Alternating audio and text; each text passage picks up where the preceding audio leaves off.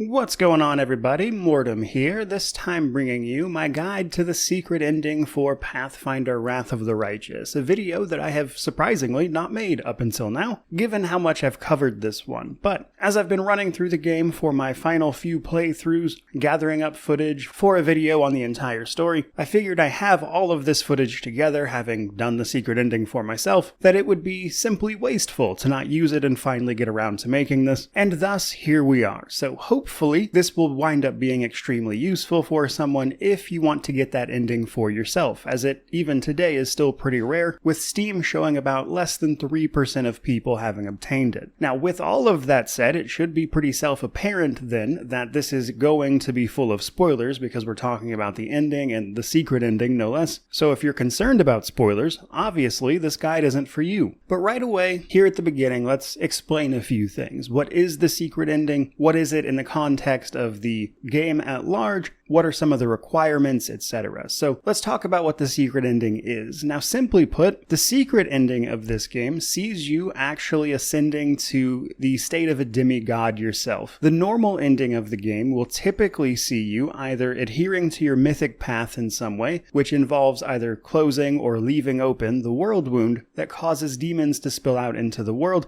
with its connection directly to the abyss, the plane of demons in this world. Originally opened by Arilu Vorlesh, it turns out that under normal circumstances, in order for the world wound to be closed and thus the world saved from all of these demons constantly at war with the surrounding nations, either you or Arilu Vorlesh have to step into the world wound and die in order to close it. As the source of your mythic power and how your souls were interwoven into the fabric of the abyss by Arilu herself, initially to open the world wound in her case, and then as the result of the experiment in your case. But why did she do that, and why is all of that how it works? Well, essentially, Arilu was attempting to revive her dead son, who, being murdered by witch hunters and the like in Old Sarkoris, the country that was there before the world wound destroyed it, which put her on the path to do what she did, instead of just escaping, which was well within her grasp. She instead opened up the world wound, conducting experiments in an attempt to go retrieve her son's soul, as she could not simply revive him because by the time she was able to, his soul had already been judged by Pharasma and sent to the abyss. So in opening up the world wound and everything, she went, found the remains of his soul, and after a whole bunch of experimentation, tied it to your soul in an attempt to revive him, which ultimately failed. However, if you take all of her research, including some information you can learn on your own throughout the game, you can actually propose a third option. You, or you and Arilu, or you, Arilu, and your party, depending on how many crystals you manage to gather, can instead ascend to godhood while also solving the problem at large. Now, in order to get to that point, you have to do a whole lot of different things, including learning about and researching some things, passing some checks, and convincing Arilu to work with you in the first place. So in order to make all of that happen, as a short synopsis, we essentially need to do a bunch of things her son would have done over the course of the game, which essentially makes her willing to work with you. Second, you then have to have done a bunch of research from both her notes and some things you've learned on your own over the course of the game to develop a plan to actually do what I just said, use the world wound's power and all of these experiments to ascend to godhood. And third, once you've got those two parts done, you also have to put Arilu in the position of an archpriestess of two different demon lords, while also knowing how to do this, so that she can, if you learned about it, summon two demon lords so you can kill them just to turn around and take their realms for your own, using their freshly spilled blood in the form of a fresh Nihindrian crystal to ascend either you and Arilu, or you, Arilu, and all your companions. So that's kind of the crux of what this is, but let's talk about how to make it happen, which starts with some immediately disqualifying choices. Now, in terms of Mythic Path, this is pretty wide open, but there are 3 things to know. 1, the legend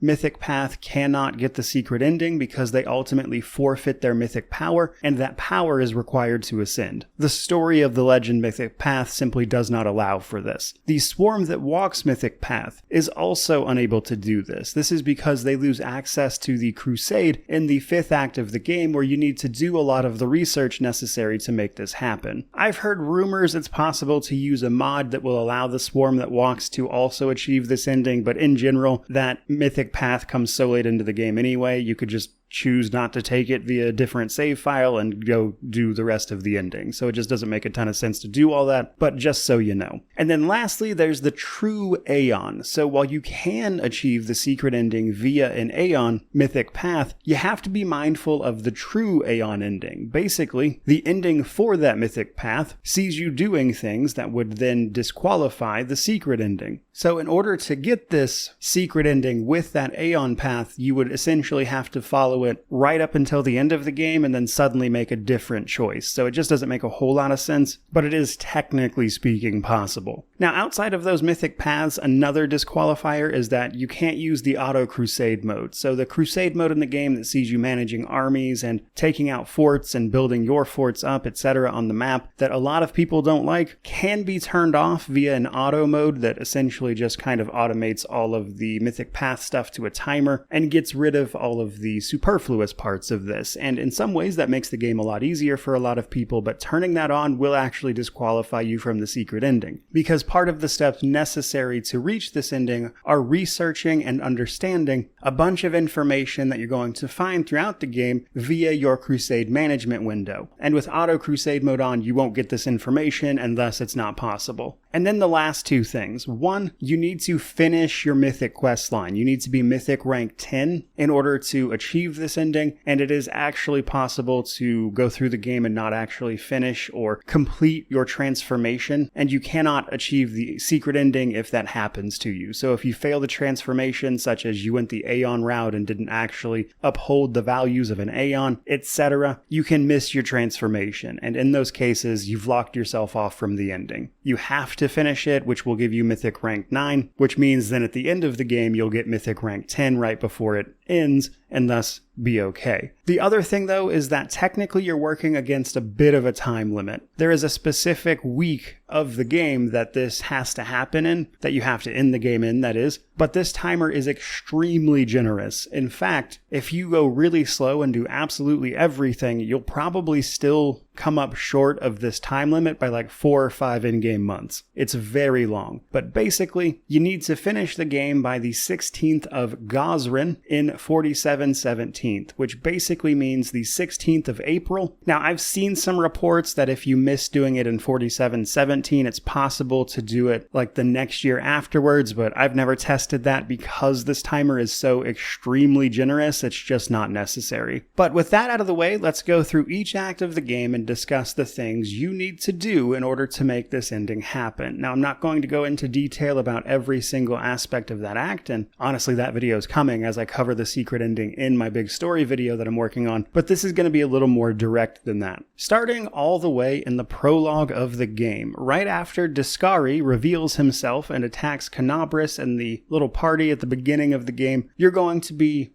given the option to either take a bow and fight Disqualifiers or take a protective scroll. You want to take the bow, a crossbow to be specific, I believe, and this is going to see your character shooting at Disqualifiers, and he responds pretty negatively to that. This is actually a hint about something we need to do for the rest of the secret ending right here in the prologue. Now, in Act 1, when you're actively moving around Canabris, you're eventually going to go to a place called Market Square. It's unmissable. You have to go here for the main story, and what's more, the thing we need to interact with is also mandatory for the story. We're going to find a purple knife in the Market Square, and we need to pick this up. This is actually also the unlock for the Aeon Mythic Path, but essentially you're going to get a purple knife here at the beginning of the game. Now, this purple knife is actually a fresh Nahindrian crystal. It is blood spilled by the Demon Lord Disqualifiers when you shot him with that arrow. Now, he will get shot with an arrow even if you don't do it, so this knife will always be here, but you won't learn what this item is until much later, which, long story short, means ideally you want to hang on to it. It's not a big deal if you lose it. You will have the opportunity to get more crystals, especially with DLC adding more Demon Lords now. But unless you are specifically going the Aeon Mythic Path, this thing is best left in your inventory. Now, also in that same Market Square where we pick up this knife, we're going to grab our first Midnight Bolt, the red arrow sticking into the billboard thing nearby. And this is the special arrow that we're going to have to shoot Demon Lords with. As the crystals formed from their freshly spilled blood, which is caused by these arrows, is a mandatory thing. Now, the only other thing we do in Act 1 is all the way at the end of the act, when we are interacting with the Ward Stone, which is where we get our first dose of mythic power. And this part isn't mandatory,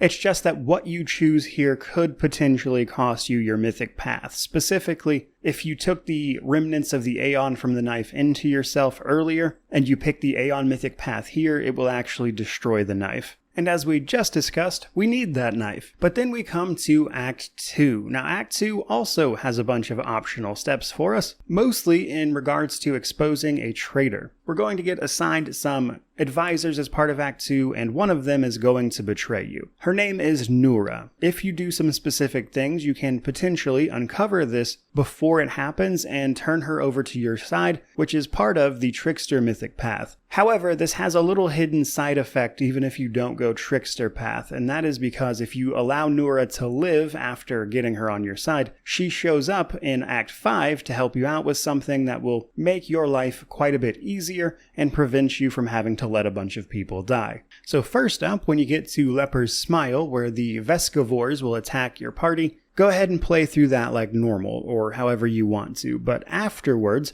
once that event is over, go to your base camp and investigate Nura's tent, and if you pass a perception check, you can find a vial of perfume that smells exactly like the Vescivores' pheromones that cause them to swarm, proving that she set you up. But this is just step 1 of 2. Later on, we're going to get attacked by gargoyles and our companions will be kidnapped, and it's a whole thing. After that situation is resolved, which is right before you attack Dresden, so just between this and before you actually attack Dresden, go back to your camp again, and you can follow up on our second thing. But as the attack from the gargoyles is happening, if you exit your tent and go to the left of it on the map, you can find Nura with an alchemist's fire bottle, throwing it at tents, and she'll play this off like she was using it to attack gargoyles. But if you pass the perception check here as well, then once this event is over and before you go to Dresden, you can go to her tent and confront her with both of these things, after which she will confess that she was planning to set you up. And then you can use the Trickster mythic path to get her to help you out instead in the battle at the end of this act after you take Dresden. During that fight, she'll be on your side, but after it, you want to talk to her and let her go. Don't imprison her or anything like that, just let her be free and she'll show up to help you later. However, that's not all we're doing in Act 2, because during the Siege of Dresden, specifically once we're in the Citadel at the very end of this, you'll encounter a woman named Yaniel strung up. Now, as you move through the dungeon, Yaniel will eventually show up to show you a doorway and ask you a question about learning things from the enemy, even if they're demons. You want to pick either the evil or neutral option, where essentially you're going to say you'll get knowledge from wherever it makes sense to do so, as opposed to never studying it at all if you pick the good option. This is because, as you learn just after this, Yaniel here is actually a Relu in disguise, testing you and following along with your progress. And that's everything for Act 2, so let's talk about Act 3 now. In Act 3, right away, we're going to want to go to our Crusade mode and research the Sword of Valor. This is a banner that we touched and changed the very nature of as part of Act 2 when we received our mythic power that caused our initial transformation into one of the mythic paths. Having done that, it unlocks a research option in the Crusade mode that obviously we want to get to the bottom of. You don't have to do this immediately, but it's best to get it done as quickly as possible. Now after this, in Act 3, every single mythic path as part of the story is going to send you to a place called the Desolate Hovel, which turns out to be a Relu's old lab. In this lab, you're going to interact with an item called the Lexicon of Paradox. This is going to give you mythic rank 4, but it also becomes an inventory item, and you're going to want to keep it in your inventory. Don't give it to anybody. You can technically give it to Queen Galfrey and get it back at one point, but it's not worth it. Just keep it to yourself. Also, in the lab, you'll encounter a Relu's minion, Suture. You want to be nice to him generally and just not try to kill him or anything like that. He's required for the ending. Also, in the lab, you can find another Midnight Bolt in one of the side rooms. And then finally, for Act 3, you can also find another Midnight Bolt in an area called the Ivory Sanctum, also required for the main story. One of the side rooms has a Midnight Bolt there as well. Which brings us to Act 4 and what we need to do here. Act 4 sees you in the Abyss, after discovering where the Nihindrian crystals are coming from that the demons are using to bolster their demonic forces. We are going to take this information and try to go down there and stymie the flow of those particular crystals. But we're going to learn a bunch of things along the way. For starters, though, in the slave market of Alushanira, we can find Suture being sold, but we can save him. We either want to start a fight, which I wouldn't recommend, or simply pay 30,000 gold for him, and he'll run off afterwards to find a Rilu. That's the outcome you want, so definitely try to do it. Now, another part of the ending here is a required quest to advance this part of the story, which is doing some research for a demon known as Shamira, essentially the regent of the city. Shamira is going to send you to investigate what the Nahindrian crystals are. However, you also don't want to tell her about your purple knife when you find out that it is definitely a fresh Nahindrian crystal as well. She will try to take it from you, and frankly, we need it. Provided, of course, you still have it if you're not on, say, the Aeon Mythic Path. Now, beyond that, though, Shamira's quest in particular is very illuminating in regards to this ending because it teaches us what the Nahindrian crystals are. The crystallized blood of demon lords and fresh Nahindrian crystals have a lot more power than their older counterparts. Now, Nahindrian crystals are a bit rare and only found in the Midnight Isles, which is the part of the abyss you're in, because Nocticula, a demon lord who oversees this area, is known for easily being able to kill other demon lords, which is typically a very difficult thing to do because they teleport back to their realm on their initial death, and then a second death typically sees them teleported to the Rift of Repose, which is like a graveyard for demon lords. Nocticula, however, is able to kill them and then keep their bodies in one place, and then she turns them into the islands of her realm. However, putting some of this information together and what we learn at the end of the act, Arilu took some of Nocticula's special powers and researched and augmented them to create the Midnight Bolts, which are able of shooting a demon lord, spilling some of their blood and crystallizing it without actually having to kill them. And some of that is your hints about why you want to shoot demon lords where you can with these Midnight Bolts in order to get the crystals, which were themselves the catalyst for some of your mythic power itself. As you learn in a conversation right at the end of this act that your power comes from Arilu after she performed a transformation on you to tie you to the abyss via these Nahindrian crystals. But let's talk about what else we need to do in this act. Before you talk to Arilu there, you'll arrive at Nocticula's palace. In a side room here, you can discover Arilu's room, basically. And here, we can grab another Midnight Bolt, and then if we pass a perception check, we can find the second half of the Lexicon of Paradox. Once we have both halves, by using them in your inventory, you can put them together and be met with a bunch of very difficult knowledge skill checks. Now, eventually, you're going to need to read this book. That's something that needs to happen, but you're going to have to pass these checks, which means you either need a character that is good at these or can at least be buffed up enough to pass them, or you can complete a side quest with the storyteller to bring him a bunch of elven notes, and the reward for that side quest is being able to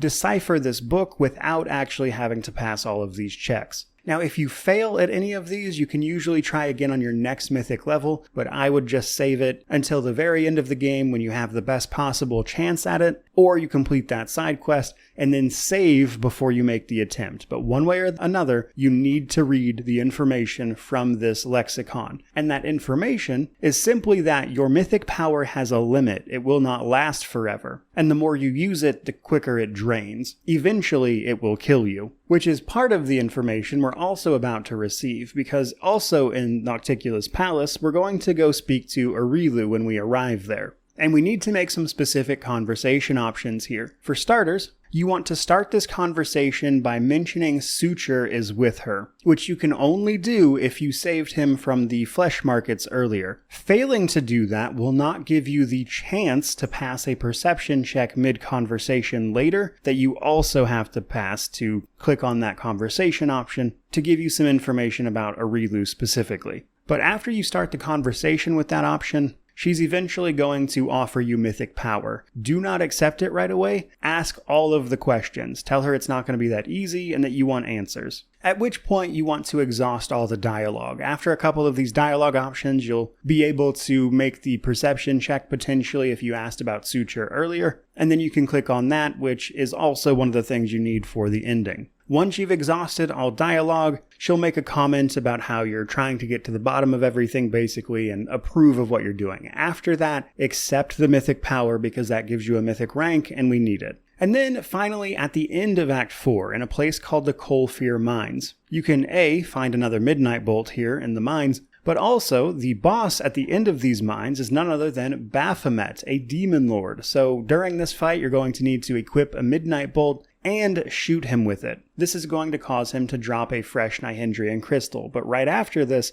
Nocticula is going to show up and offer you her profane gift. You do not want to accept it because if you accept it when you go to pick up the crystal, you'll have to pass a big will check or you won't be able to pick it up. So it's easier to just not accept it at all because she's clearly trying to manipulate you. But as long as you don't accept that gift, you can easily pick it up via a conversation option, and that'll give you another fresh Nihindrian crystal in addition to the purple dagger. And that brings us to Act 5, which has a whole bunch of things to know. But right away, if you happen to be on the Demon or Trickster mythic path, you can actually get an extra Nihindrian crystal here because it is possible on those mythic paths to fight Nocticula herself, giving you another chance to use a Midnight Bolt against a Demon Lord. Which is also probably worth mentioning that doing some of the DLC will also allow for this, such as the Treasure of the Midnight Isles DLC. If you've done all of the story version of that, you can get a Nihindrian crystal at the end of it. Now right away at the beginning of this act, once you have done all of the story stuff and are finally given access to the Crusade back, you want to research a Nihindrian crystal right away,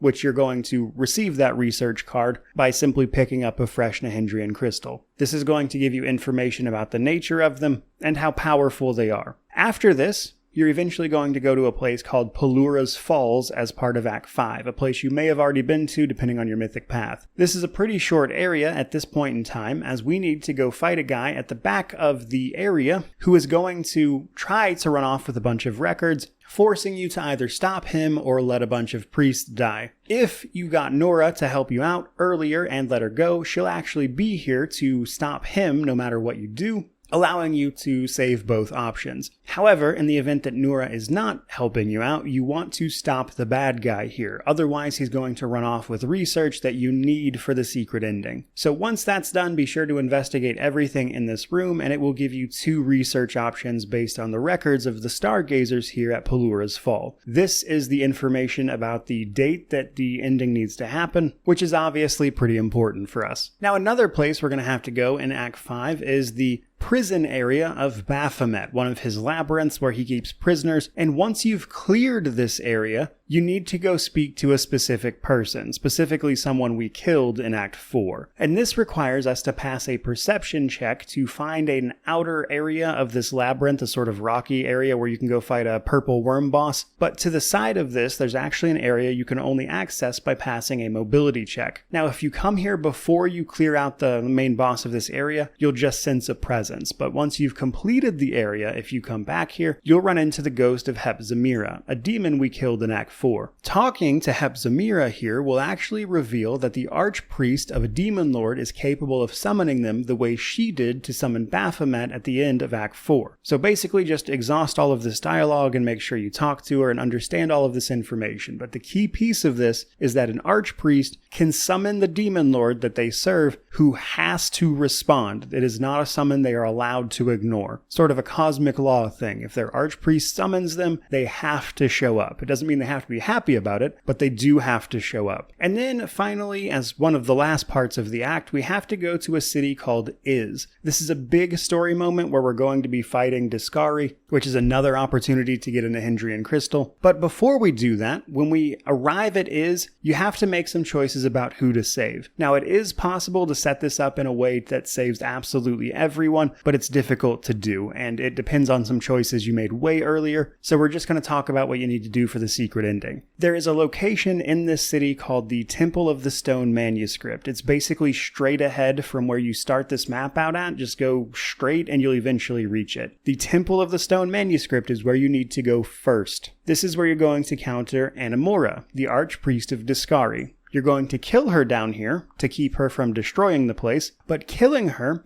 also removes her as Discari's Archpriestess. But there's also 2 other things we need here. Just to the left of us in a side room, we're going to pick up a crystal key. This is going to give us a side quest to go back to Arilu's lab, and we're going to do just that here in a bit. Also in this area though, behind a wall, via a very difficult perception check, you can find another glass key. We're also going to take that with us to Arilu's lab, necessary for the ending. Now also in Is, you can find another Midnight Bolt if you need one, but you end this area by fighting Discari. During that boss fight, obviously use it against him to try to get another crystal, and you want to pick that up in dialogue first thing after he dies. What's more though, is that you need to see the ground collapse and Discari fall into the rift. That means he is dead and is sent back to his realm called the Rasping Rifts. It's pretty rare, but if you see him fly off, that means he lived and is not dead, and thus you cannot do the secret ending. But after that's all said and done, you'll eventually have the opportunity to travel back to Arilu's lab before we get on to the end game. We need to do this, and specifically we need to go to the room where we found the first half of the Lexicon of Paradox. In this room is a projector. You want to interact with that projector and insert the key from earlier into it, the one we picked up in Is. The crystal key, to be specific. This is going to bring us to Arilu's secret laboratory, where we can learn a bunch of information about why she did the things she did in regards to her son being killed and everything. But in this area, one of the first things we do is go up a staircase to the left and shows us a version of her home in a sort of metaphysical kind of way. Interact with a bunch of stuff here until you can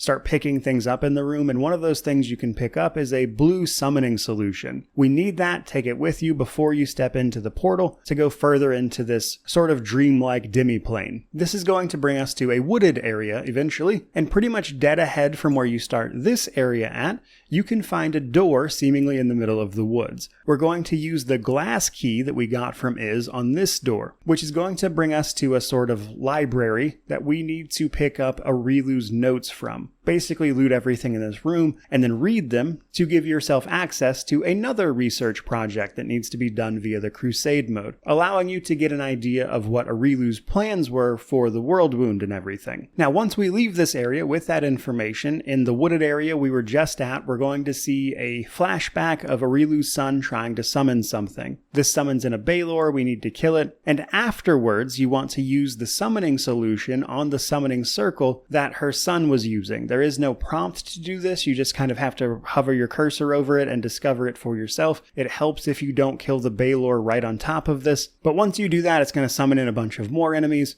and you're going to kill them before moving on. Now the last part of this area sees you encountering 2 people from Arilu's past that persecuted her. The person who gave the order and the person who drug her to Threshold where all of this happened. You need to choose to either forgive or continue to imprison both of their souls, so to speak. You can make either decision, it doesn't matter, but it does change what you need to say to Arilu right after this. If you forgive them both, you basically need to say that they had suffered enough and you need to let them go. But if you refuse to release them both, you then need to say things like you're doing so for the sake of justice and that betrayal deserves punishment. And if you've done all of that up to this point, you have everything you need to achieve the secret ending. Just following along with this video, you should have at least 3 Nahindrian crystals with the possibility of having up to 5 or 6 depending on your exact mythic path and some of the side content and DLCs you've done. Which brings us to Threshold, the final dungeon of the game, where we can start putting some of this stuff into practice. Now first things first, don't enter Threshold before the date of the 16th of Gosrin. You have from the 16th and the 21st of Gosrin, 4717 to make this happen. Again, I've heard varying things on the year, but I've never tried it. 4717, which is the date the game tells you, if you did the research from Pelura's Fall to learn about it, is an extremely generous date. And you'll likely have to pass time just to get to that point anyway, but do not enter before or after this, or you're going to have problems. But basically, you want to run through the dungeon as you normally would. Now, if you're an Aeon, do not step through the time rift to change time here, or essentially do the true Aeon thing because it disqualifies you from the ending. But again, this entire thing is best done if you're not an Aeon to begin with, so there's that. But basically, go through this dungeon as normal. You're going to pick up Mythic rank 10 along the way. You should be Mythic rank 9 from completing your Mythic transformation throughout Act 5 up to this point, and then Mythic rank 10 happens right before the last boss fight. But eventually, you're going to get to Arilu. Before you fight her, the first time, exhaust pretty much all of the dialogue. Go through everything, and eventually you're going to have to fight her at least once before she kind of stops fighting you to have a conversation. This is where she's explaining that,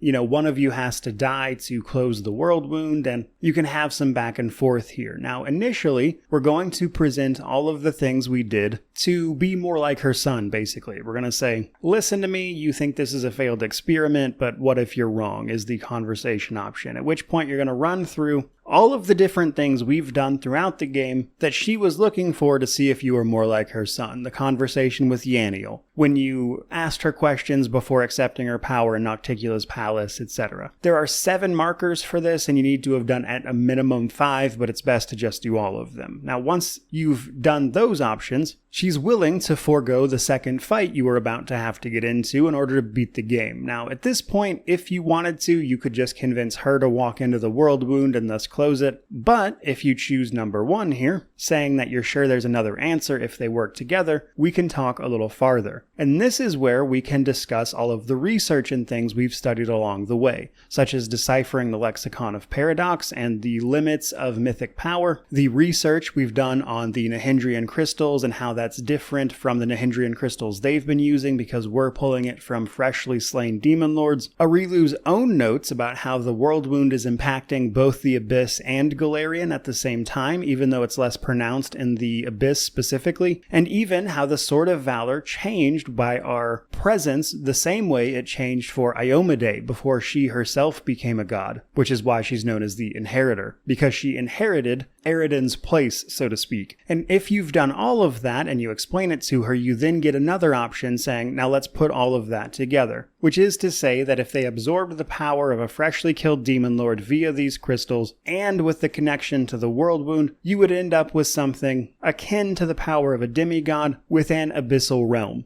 Specifically, it would require a abyssal realm that is tied to the world wound, and there are 3 of those, Baphomet, Discari, and Nocticula's. Now at this point, we need to have killed Baphomet and Discari, which you have if you followed this guide along the way here, but that's not enough, because now that they are 1 step away from death, because if they die again within the next year, they'll get sent to the Rift of Repose, so they refuse to leave their realms. This is where the secret we learned from Hepzimira comes in. If an archpriest of a demon lord summons them, they are bound to appear.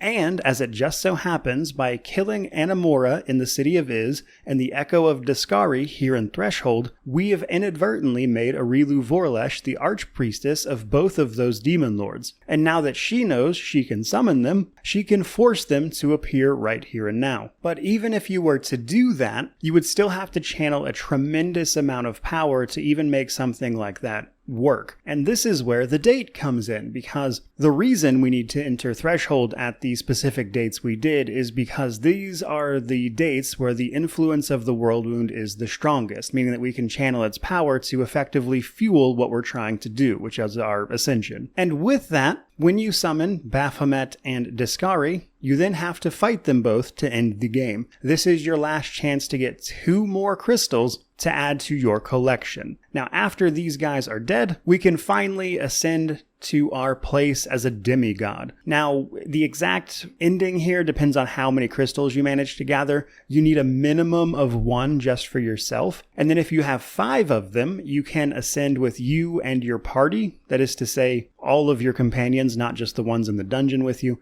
provided you finished their quest. If you did not finish their loyalty quest, they will not ascend with you. Or if you manage to have 6 crystals, you can ascend with you, your party, and Arilu, which will save her from Pharasma's judgment. But that is pretty much where this guide is going to wrap up. pretty much everything there is to know about the secret ending, and hopefully putting it into some context for you, just in case you are curious about what it is, and not simply how to achieve it. But with all of that said, I certainly hope you enjoyed this. I hope you found it useful, and most importantly, I hope it helped you achieve the secret ending for yourself here in the future. But either way, don't forget to like, comment, subscribe, all that YouTube jazz. But regardless of any of that, truly, just thank you so much for watching. I really do appreciate it. May you wander in wisdom and have an amazing day.